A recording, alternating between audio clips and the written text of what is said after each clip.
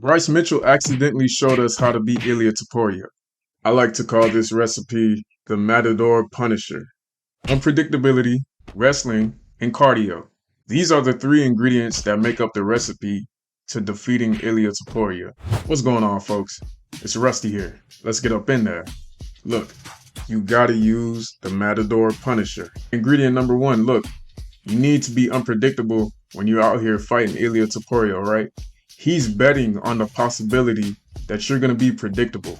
All right, you got to be unpredictable. Not only unpredictable to Ilia Topuria, but unpredictable to yourself. This is very risky, but it's probably the only way to really shut down Ilia Topuria from getting a good read on you. Look at how Bryce Mitchell is just tagging him right here. It looks like Bryce Mitchell is just spamming buttons right now. Remember when you were a kid, you were 5 years old, you were playing Mortal Kombat for the first time, and you didn't know how to do any of the special moves? You were just button mashing, pressing anything until you did something crazy? That's kind of what it was looking like when Bryce Mitchell was getting good strikes on Ilia. Bryce Mitchell did get a little too carried away with the button mashing. You know, he should have been a little more careful with it. I'm sure he was thinking, nah, I know this little Spanish, Georgian immigrant can probably knock everybody out, but he's not going to knock me out because I got the Lord on my side. But as we know, that's not what ended up happening. Ilia caught him with that. You kind of have to button mash with Ilia. If you try to play with him at his game, which is chess, getting a good read on you, you're probably not going to win. He's going to be very good at reading you and catching you. So if you're unpredictable to yourself, you're going to be unpredictable to him. But you have to do this carefully. You have to be predictably unpredictable, if that makes any sense. I know it doesn't make any sense, but this is the only way to really throw Ilia off his game when it comes to striking. We saw it with John Herbert. Oh, I'm hurt. Oh, my neck. John Herbert was like, I'm going to just throw a random little kick. It's probably not going to do anything. And that's the kick that caught Ilia. That's the kick that Ilia didn't see coming. Look at his face. He's like, oh, that worked. Right? He was unpredictable to himself. Similar with Bryce Mitchell. Now, granted, Bryce Mitchell, he threw in some takedown attempts, and then he was unpredictable with his striking, which is making Ilia retreat and back up. And that's probably the best way to implement your unpredictability. Ingredient number two, wrestling, wrestling, wrestling. Now, some people, they used to be wrestlers, but they don't really like to wrestle. They don't really like to mix up their game. You know, they like to stay predictable and never evolve their game at all. Get back here, Justin Gaethje. I'm talking about you. You're going to need this when you fight Ilia. This is probably the only thing you can do to really get the upper hand. And anyone else who's going to fight him in the future.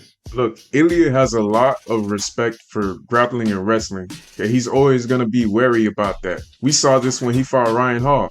Look how hesitant he was when he was fighting Ryan Hall. He had to do a lot of feints just to find the right entry to catch Ryan Hall. Even though Ryan Hall was looking like a 10-year-old playing in a bounce house, Ilia still respected the grappling threat. Get off me. Get off me.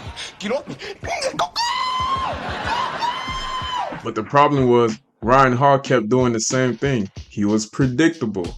Ilia eventually read what he was doing and when he was going to do it, and then he timed his entry perfectly, and then this happened. The Wayans Brothers was a good show, man.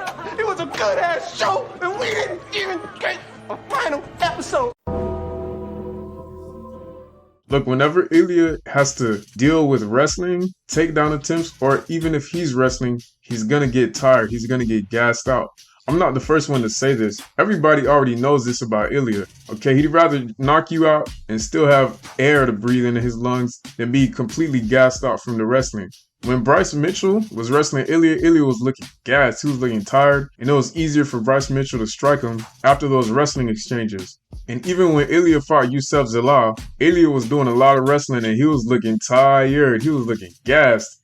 Now, granted, Ilia had COVID the week before, but it still stands. If you wrestle with Ilia, he's going to get gassed out. His punches are going to be a lot less devastating, and you can handle those punches. So don't even think about trading with Ilia unless you wrestle him and have him sounding like this.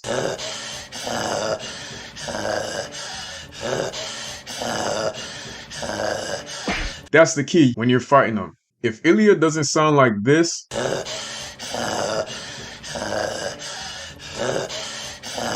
then you're probably not going to win the fight, okay? The goal is to wrestle him so much that he's gassed and he's sounding like he's ready to forfeit. Arman Saryukin's watching this video licking his lips. He's like, I know how to wrestle. Ilia is duck and I am alligator because I spin like alligator against Dan Hooker. Alligator eat duck all the time. Aha, aha, aha. I'm just playing, look.